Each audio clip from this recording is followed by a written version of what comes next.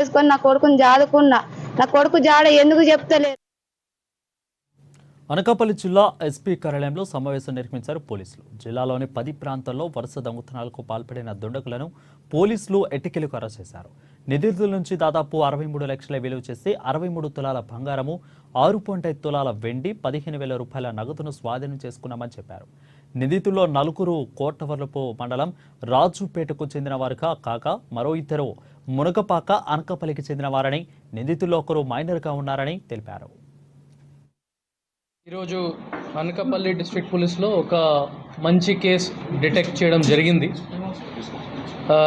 రీసెంట్గా 2025 అండ్ 24 టైంలో series of day హెచ్బీస్ report అయింది.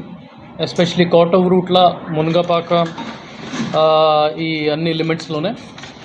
సో దాని మీద additional SP crimes, SDPO Narsipatnam, concerned SHOs, IT core, clues team అందరూ వచ్చి దాని మీద బాగా హార్డ్ వర్క్ చేసేసి కొంతమంది సస్పెక్ట్స్ని ఐడెంటిఫై చేయడం జరిగింది. అండ్ ఈరోజు మార్నింగ్ 7 AM రాజుపేట జంక్షన్ దగ్గర SHO Kotauratla and S team ఈ 6 మెంబర్స్ని పట్టుకోవడం జరిగింది.